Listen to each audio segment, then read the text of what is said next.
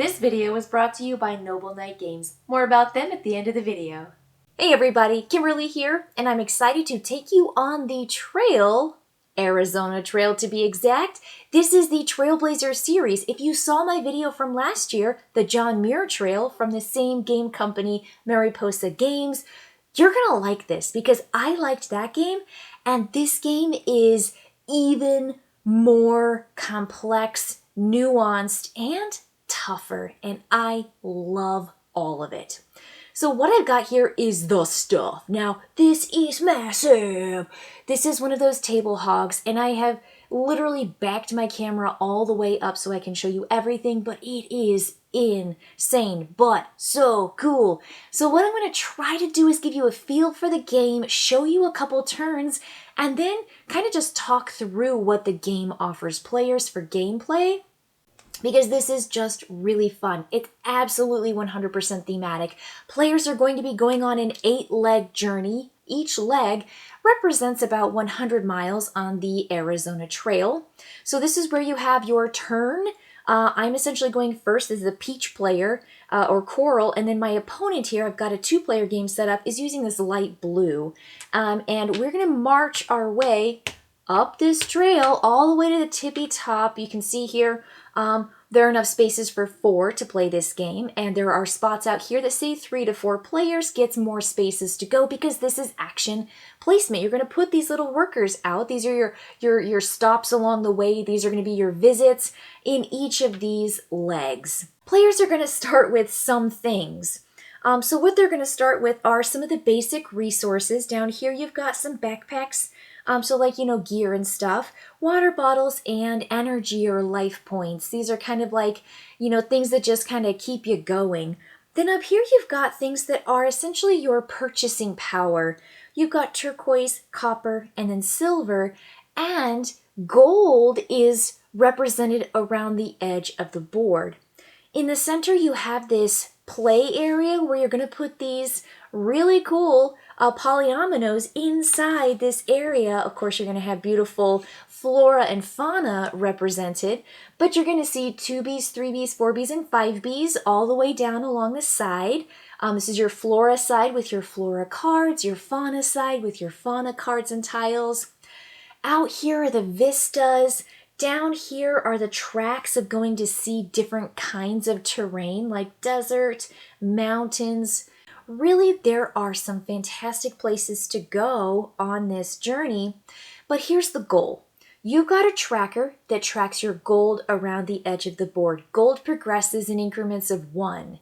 Whenever you want to move your grit tracker, which you're going to see G, this big G with any movement, you're going to move the hexagonal piece along the edge, going the opposite direction. So much like those games that move like Arcanova, and you move your pawns going towards each other, that's kind of what's going on here, and that's going to be your end score. So you're going to move your grit at 2 spaces per grit, and down at the bottom, 3 spaces per grit that you earn, 4 spaces going up along that right edge, and you want your 2 tokens to cross because you're going to start gaining positive points in this game. There is a way to end the game with negative points because your markers never meet, but that just means you got to play again. Okay, so that is essentially your goal. We have 8 rounds to do it, and there are a variety of ways to earn points in game. These are your tracks for first means that these are state cards. Anybody who gets to it first. Then these are going to be goals that are evaluated in the 4th round or at the end. And then this is going to be evaluated at the end of the 8th round. So these are going to be state cards. Okay, here we go. I've got 3 markers. This is how I start because one of my markers is put over in the pile over here that I can earn if I get all the way up this ladder elevation track to get to that unlock my worker. So until I get that, I have 3. And one of my 3 every round has to go here to pay for the journey. This is the initiative track. If I want to guarantee the next round, I'm going to go first, I got to put my marker here. But it costs 2 backpacks. That's a lot of backpacks. Now we started with a couple extra because at the very beginning we drew a card here. This is our gateway resources, you're going to put one out in the beginning and gather it, but then you're going to have the next card that shows what's going to be coming up next round that we get the gateway resources, but it also is a place where you can go and actually just gain that in-game. So I'm going to put this here and I'm going to pay 2 backpacks from my backpack supply. If I want to go second, third, or fourth, this is where you put your resources. You have to pay resources. You have to go here. You have to spend one of your 3 to go there. And then that moves you up into first, second, third, fourth. And in a 2-player game, you're just going to be looking at who is essentially above the other person going before them. Now, it's tough because you want to go last. You're like, oh, I just don't want to pay enough resources. But going last means you're getting second choice every time you get to play out a worker. And we all know with worker placement games, getting the place you want to go is really important because you have spaces here for 2 in each of these spaces that center between the cards and the polyominoes. Once one is taken, it's not replaced until the start of the next round. Once a card is taken, it's not replaced until the start of the next round. So if you're looking at something you want, someone might take the exact piece you need and there won't be any replacement. When you come out here, there are 3 spaces for a 2-player game and you want to get one of these. These are your passages. And if you want to go and get a passage card, you take it and then you're going to replace it with one of the same genre or same back. Now what that means is these are going to start easy. You start with the yellow ones. Then after the second round, you replace and put the brown ones in, which are these cards over here in these piles. Then you're going to come up here and you're going to replace again with the green cards. And so they're going to be moving up and up and up, representing the actual things that you're going to see along the Arizona Trail. So these are locales, these are locations, these are vistas, passages that you're going to be traveling through. But they do replace. Meanwhile, these guys don't replace. So you're going to have a scarcity of resources. So going first might be really important. And you might actually have the resources necessary. So 1 has to go here, which means you're dealing with 2. And until you get your bonus worker, or until you get reach one of these on your marker tracks here, the terrain tracks, you could get one of these Lost Dutchmen, which act as 1 free person that round, and then they're a one-time use and they go away. So these are going to offer you 1 more possible action. But meanwhile, in the first round or 2, you're probably just dealing with 2. So where do you go for 2? It's up to you. Passages. You can come to the polyominoes or cards, come here to get this. You can come here for gateway resources if you're really shy of resources, but that's actually where we start. So let's take a look at the trail prep. Trail prep, this is your card that tells you what you're going to do on your turn. Gateway resources, crossed arrows, Thehila Monster. Okay, so let's do it. Gateway resources, we got that for the very first card, flipped over the next one. That's what we're going to get next round. So we got a couple backpacks. Great. The next thing, because you have to pay backpacks to go here, you got to pay backpacks to come out here to the passages. Backpacks are so important. The next thing is crossed arrows. That's this. In the beginning of the game, players are going to be able to put their marker in any space that they want. Now they can go here, they can go over here, they can go over here. Doesn't matter. You can even go in the same space as someone else, but if you go in the same space with someone else, you are going to give them 1 movement in turquoise. That's money. That's essentially money that they can use to buy. So this gives you resources for these top over here. Gold, again, is on the edge. Over here are the 4 terrain types that progress you.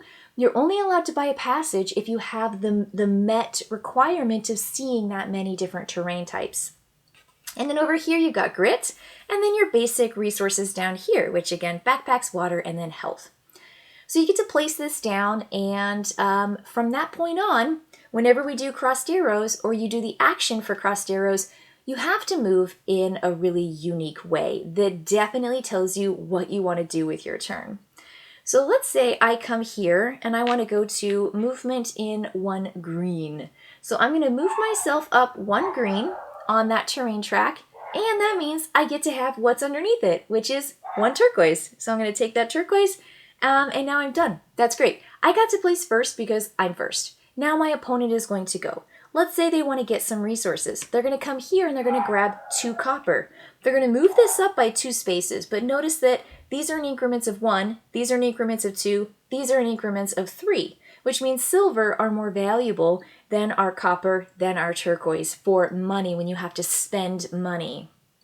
Now, at the end, whenever you want to do, let's say we come back around to trail prep next time, the way you move at this point is you must move adjacent.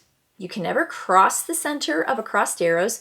So next time when it's my turn to move, I could come down here to the 1, I could come down here to the 1, or I come to the same space in any of the other arrows. So it's fascinating because then you can start finding your way to move around in spaces and get to what you actually need for the next round. But sometimes you might find that it's really hard to do that. But those are the rules, and you can never stay in the same space. Fascinating. I love the crossed arrows. So now that we did the crossed arrows, we have to go to the Thehila Monster. This is the Thehila Monster. He's got a little figure right now. I know they're going to work on their colors and graphics, but these are their prints for the prototype. And this is going to go to the person who is lowest on gold. And then we're going to look, okay, we both have 0 at gold. We're going to take a look at grit. We're both 0 at grit. And then it's going to go to the player in last place. And so this person is going to put this guy out on any space in the center area. And a space literally means a card. It means a card, or it means a pile of polyominoes. They're going to do that, meaning that that space, all the ones in that grouping, meaning all of those guys, let's say they put it there. Let's just have my opponent put it there. They put it there. Anything in that pile cannot be purchased this next round, period. The Thehila Monster scares everyone away. But everything else in that grouping now costs an extra fee. It costs more to access that space if you're going into that grouping. And that fee is 1 heart, and if you're not able to pay, then you can't do the action, much like if you're not able to pay all the costs and meet the requirements for these passages, you're not allowed to take that particular action. The only exception is here in the turn order. If you're not able to meet the requirements here, for every resource that you're shy, you have to take a poison token. And poison tokens add up to negative points at the end of the game. For every 1, 2, 3 tokens, you're going to subtract 1, 3, 6, 10, 15, that scale. But you also are going to lose gold in the middle. Look at that. You ran into a snake, or you ran into a spider or something like that. So it's going to be either 1, 2, or 3 gold immediately, plus minus points at the end of the game. So dangerous, dangerous poison, but there are ways to get rid of poison by coming here, and you'll see this little poison symbol. That means you can take away a poison if you buy this white-winged dove. Okay, so he did the Thehila Monster, and now it's my turn to place out my token. Where do I want to go? One of the reasons I did this, that I moved up on that green track, was because I was super interested in buying this or coming to the passages and getting the Santa Catalina Mountains. I need 2 greens, I need 1 in the desert, I need to pay a book bag and pay a water bottle. And so I think I might just come here and it'll give me a chance to progress in desert. Another reason why too is the very first person to reach level 4 on the desert track is going to receive grit and gold, and everyone else that does it is going to receive less. So you want to have these things first. You want to get the bonus because you're going to see that it depreciates the more people that do it. So I want to purchase this. So I'm going to come up here in that space. Now the rule with these action workers that you put out is that I'm not allowed to place another one of my workers in the same grouping.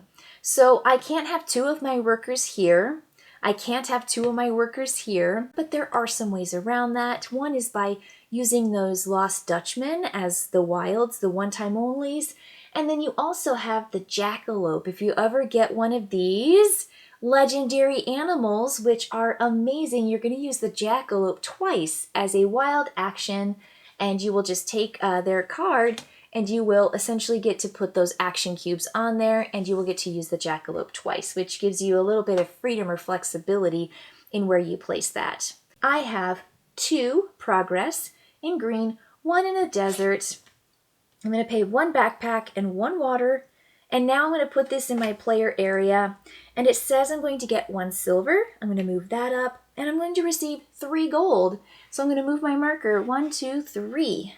And I also get to move up a desert here, and that says I'm going to receive 1 grit. So I'm going to move my marker onto the next G space, and that is how you do this. Now that is cool. That's the passages. It gives you a nice influx and gives you that engine building when it comes to the different terrain. And every time you move your marker onto one of those terrain that has a picture, you're going to gain that right away. So now it's my opponent. My opponent's going to go, I've got these pieces over here to kind of show where they're going to block, or they're going to, keep me from getting certain things. This is something that happened every time I played with my husband. He would always go on the 4th, and he would pay 1 backpack, and he would guarantee that he's done, and he paid the cheapest amount of resources just to get to the next leg, and always making me pay more and more and more. So I'm going to make him do what he always did whenever we played. So that's his turn. It's going to come back to me. I know one of these two have to be one of these, but how am I going to get what I need? Do I want to just come here to this gateway resources and gain another backpack and a heart so that maybe I can pay for this cost or I can pay for this cost? Or do I want to go somewhere gaining some more resources or potential cards? Because if you see the flora cards over here, they give you resources, gold, and movement on your terrain track. And when you come over here to the fauna cards, they give you a movement on the track, but they also give you an ongoing ability that you can use multiple times based on the amount of times you can spend to use it. And then when it's done, it's over, but they're going to give you something really, really cool. The other thing are these tiles. And I have to say, I think I might want to spend tiles because tiles give you something really, really cool. So let's do it. Let's spend some during the tiles. Now, if I come over here and try to buy a tile on this side, it's going to cost me a health because he put the Thehila Monster over there. So let's just start over here. I'm going to start over here and I want to gain... Let's go to this spot and I'm going to take a look at, and you go to the spot, you have to pay essentially 2 resources. So I'm going to pay 1 copper, which is 2 resources. And the costs are always in turquoise, but you can always divvy up the cost by number. No change. But if I have 2 of those, it's better than spending my 2 turquoise because those are 1 increments, and I'll show you why that matters. So I have to look at these, and the one thing I have to do is the very first tile I place needs to cover up my Arizona state. Now, it can cover it up in any way, and from that point on, I need to place adjacent orthogonally to any placed tile, but this is going to give me a chance to, I'm going to put this back, and it's going to give me a chance to get started with my bonuses on my board. This is my mural. Now, I want to show you this. Let me show you, you always have to have, the bottom of your tile has a darker edge, and that's going to be the way you have to orient it. So this one right here, hopefully will show up on my screen, but you'll see it's darker down here, and then this is my cactus. So I'm going to pick this, and I'm going to put it in, and I think I'm going to pick this 3B, and I'm going to put it over my flag, and it also covers up one of those turquoise. So I'm going to put that guy back, and I'm going to gain a turquoise. That is the placement, but when you trigger your polyomino, putting onto your mural, you also are climbing. You are climbing an elevation. So the first thing is you're going to get 1 movement on the track. That's the bonus that you receive for placing down a tile. But if you'd like to move up again, you pay 1 turquoise. And if you'd like to move up again, and in this particular zone, you need to pay 2. So I'm going to go 1, 2. Now those are individual actions that you cannot say I'd pay 3 and move up the 2 spaces. If you pay 3, like one of your silvers, to go up 1, you pay 3 and lose the 2. So make sure that you have increments of your money to pay for that. So I move up another space, and I get to have the place where I am. This is my elevation of my choice. I get to move up on a terrain. Now, where do I want to move up to gain resources? It's important to have water bottles, and I'm really tempted to do that. I'm very tempted to move up on the grit to get to the 4th space of that desert track so I can get that bonus, and it even gives me another grit. You'll notice that terrain tracks have a specialty.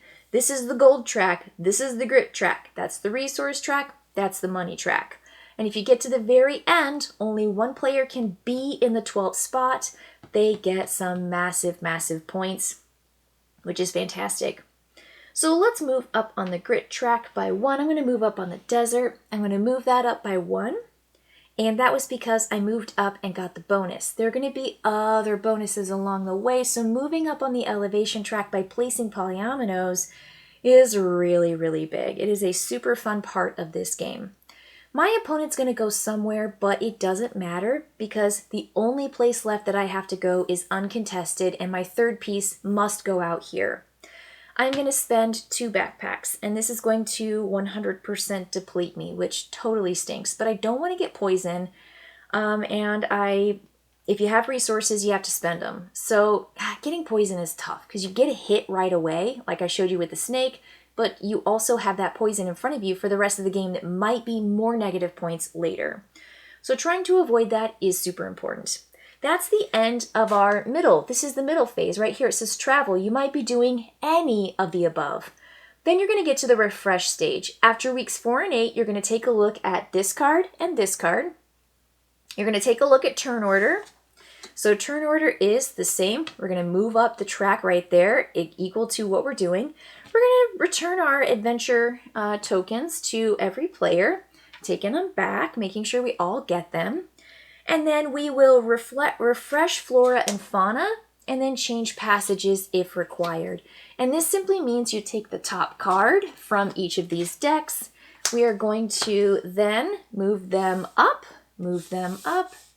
and then replace and put that on the bottom. So the cards are going to shuffle up, and then we are going to take this guy back and then put out a tile based on what was taken. We're going to put that out there and make sure every one of those has 2. You don't refresh the polyominoes, you just add to make sure that there are 2.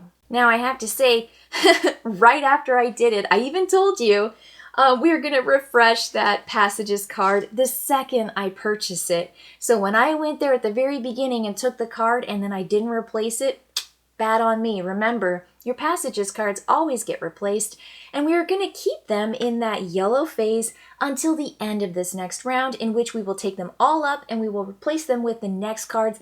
And yes, the cards get harder. They have more requirements, but they also are going to give a better benefit.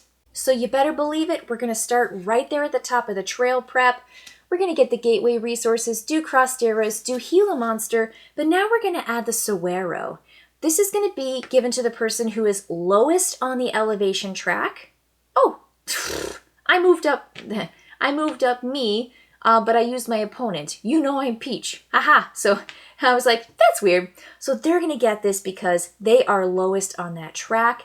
And you take a look at who has lowest on gold, and my opponent is going to again get that Thehila Monster, and they're going to place them out on a space. So they need to start getting some points, but they probably did get points. I just didn't put out their marker, but that's how that's going to work. But we're going to look at these gateway resources. Remember, the rule is I can go to any of the other same spots on any of the different crossed arrows, or I can go to the sides. Now, if I want to go to the side here, I can get that 4th space of my desert, and I can claim this right away. I don't think it's in contention just yet, but I might want to go and get some more over here. I might need to get some more of those silver because I need to have some things to buy with. The problem is, boy, I need to get, well, we'll get the resources. So this is gateway resources, and then we see what's coming up next turn. So I did get those gateway resources. We're doing crossed arrows, Thehila Monster. So I'm trying to figure out where I actually want to go, because if I do desert, yeah, let's do desert. I'm going to move up 1, and I'm going to gain a water bottle. I have resources now. I need to get some more of those basic resources is what I need to do.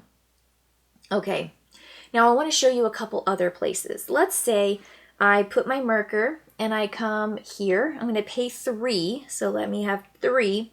And now I'm essentially saying I want to buy this beautiful card. This is my manzanita tree, and I'm going to receive 2 health, 1 gold, and then movement on that red track. So I'm going to take this card and put it in my player area, and I'm going to receive the benefits. So I'm going to go up 2, I'm going to go up 1 on gold, and I'm going to move up on the red track, which gives me another gold. Fantastic. And that card doesn't get replaced. But notice here, there's another card. There's another symbol. There's this beautiful little flower. This is your cactus blossom. In addition to taking all of those resources at the bottom, you are also going to be able to take one of these 4 cactus tiles and place it on your board. Oh, there we go. If I place it right there, I'm going to get my 4th movement on the track. And we see right there, the second I do it, the first person is going to claim it. So we're going to put your marker on it. You have 4 markers to claim bonuses, which there are a variety of bonuses in the game. These are 3 such spaces. I move once down on the grid and I go 1, 2, 3 on that track. Yes, fantastic. And once a marker's out there, you see that someone has claimed that first place. These are other places that you can gain your bonus as well. Down here as well, and it's all about the flora and the fauna tiles that you have on your board. 4 passages of the same terrain type. You'll see this is green, this is brown, yellow, red, and brown, so there's no more greens out there. So getting the same type hard, but if you have 4 passages of different terrain types, you can grab 2 backpacks, and you're going to put it on there and grab your backpacks. And if you finish your whole mural, you can claim that by putting all the tiles in there, and you're going to get 5 gold. Now, at the end of the game, you're going to receive -1 gold point for any empty spaces on your area. You are going to receive that scale of poison points I told you about, 1, 3, 6, 10, 15. You're going to have 1 gold for every cube left on your card. Now, what that means is, let's say I put my other marker, let's grab this guy. I'm going to pay, let's grab this guy. I'm going to pay 3. It's a better bang for my buck. And I take this card. Now, the first thing is, if you ever see this symbol, the person who is currently holding the saguaro, which is your cactus, they are going to receive their bonus. This is their gold. So they're going to go up on the gold track no matter who buys the card. If they buy it, they get it. If I buy it, they get it. So that's the first thing, is to take a look at that and give that person the gold. The next thing is you're going to put little cubies out here in those spaces, and I essentially have 4 times that I can select a passage card worth 2 or 3 gold, gaining 3 more gold. This says 3 gold out here. So I'm going to put this card in front of me, whoop, like this. Now this gains 6 gold, 7 gold, 6 gold, 3 gold. So if I buy this card, then I can pay one of my cubes or just discard it and say, well, I earned 3, I'm going to get 3 more. So it's like getting one of the other cards, but it's a whole lot cheaper because the requirement is a lot less. So it's a way to boost up your gold bonus when you buy the passages card. And anything that just goes down on your tile, let's say I come and grab this bunny, I can place him right here, and I'm going to cover up a silver, and I'm going to cover up a copper. So I do that, I go up in silver, up in copper, and then because I placed it, I go up 1 for free. Now I can pay in increments of 1 and then 2 to move up on the track yet again. So at the end of that 4th round, we're going to take a look at this and we will just evaluate that. That star reminds you to come here and check that out. And at the end of the game, we're going to do this guy. So there is a ton of stuff in this game, but boy is it fun. It is a really nice, streamlined worker placement where you feel like it's got those combinations, it's got those cascading decisions. The terrain track is important to gain resources, to meet objectives, but also you have to have a requirement here to go to the passages and gain those. Getting polyominoes is just as fun and important as getting the card. So when you come here to the flora side, you're like, oh, I really want to get the honey mesquite. oh, so bad, but I also want to get this thing. I want to get this tile because I want to place it out here, covering up bonuses, making progress on my elevation track. But this costs so much money. So maybe I can't afford it just yet. Maybe I want to send my worker out here to the track. So let's say I come here and I place it in that dotted circle. I can now move this the way I would for my gateway resources. So I'm going to move it over here. Oh, my opponent's going to gain a turquoise because I joined them, but now I'm going to get the money I need. So it's just really, really lovely the way this all interacts, the way it works together. Getting the Lost Dutchman is very important. Getting these legendary animals over here, they're so cool. You've got the jackalope, you've got the javelina, and you've got the desert tortoise and the roadrunner. So this is going to give you 2 free actions anywhere you want. This one gives you either this side or that side 3 different times, once on your turn. For resources and for money, amazing, desert tortoise. And then the roadrunner with health and with those resources here too. They are so cool. And the cool thing about this is you can only have each of these animals one time in the entire game. And when you have them, you take their figure. Nobody else can have that figure until you're done with them. So it kind of has a little bit of that interactive, what are you doing? How can I keep this for myself? How can I benefit from it? And the timing that comes with that. You also don't want to forget to trade out for the vistas. The next one you're going to see is the brown. When we move at the end of the second round, we move into that third round. You're going to see beautiful vistas, Gila River canyons. Again, with the costs, I mean, look at this. This is 4 peaks that you're probably going to see in that 3rd and 4th leg of the journey on the actual Arizona Trail. You've got Theodore Roosevelt Lake. I mean, these things are just so, so stinking cool. So these are going to be the next ones up. After that, you got to trade them out for the blues, and you got to trade them out for the greens. It's already expandable to your 3 and 4 player game. I love it. The only other thing you score are your stars. You're going to get points for all the star cards that you get in the same 1, 3, 6, 10. Then you want different sets of flora and fauna, or sorry, sets of terrain types. So if you have 4 different, right now I've got this card right here. I put these guys, I've got the pink and I've got the kind of deserty. Those are 2 different types. So I will receive 2 gold for that. If I get another one that's different or another one yet again, I take a look at all those sets and I'm going to score it up, and your final score is gold minus grit. So again, you're moving your gold around, you're moving your grit around, and you want them to cross and you want to score up that way. There are some fantastically lovely features here. This game is replayable, and the more you play it, the better you get at it and the more strategies you see. This is fun. I love the player area. I love the resource tracks. I love that I want to get everything and I can't. I have to really focus because every time I play, I've only got those 2 workers and the one that has to go into the progress to the next round, but there are some really clever, cool ways to gain those extra workers. Fun, fun, fun. You can tell right now, if you've played the John Muir Trail, much more complex, much more nuanced with the gameplay here, but the heart of it is that resource management, the track progression, open objectives, and your worker placement.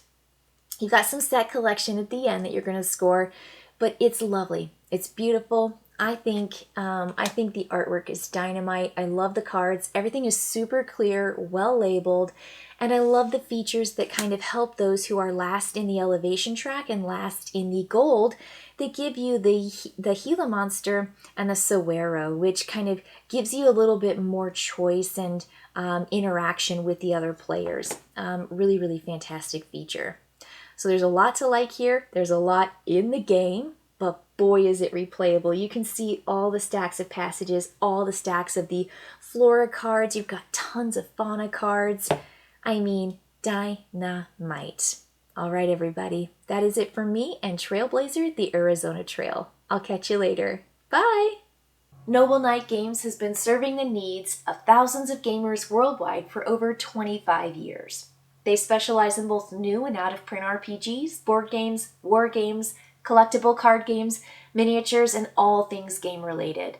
I've had a great experience selling games to Noble Knight over the past year with clean and easy pricing along with store credit or cash offered for both used and new games. They are my one-stop shop for all things gaming.